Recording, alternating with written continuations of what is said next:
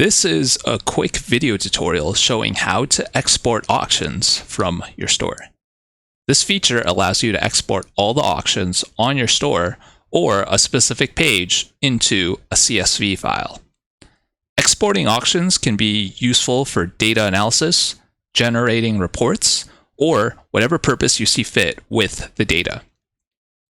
The first step to exporting auctions is to ensure you are on the auction index view of the app. From this page, you will see an export button at the top of the page. Click Export. You can see there are two options. Export the current page, which exports the auctions currently shown on the page, or export all the auctions in your store. For this example, I will stick to the default option of the current page. I'll click Next. Now the auctions are available for download. There are two download buttons, one for exporting auctions and one for exporting all the auction bids related to those auctions. I'll click on both buttons to ensure the downloads work properly.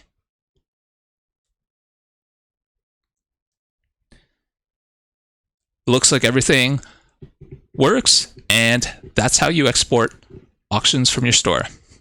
It's a quick and easy process, providing you with the ability to do anything you want with your auction data.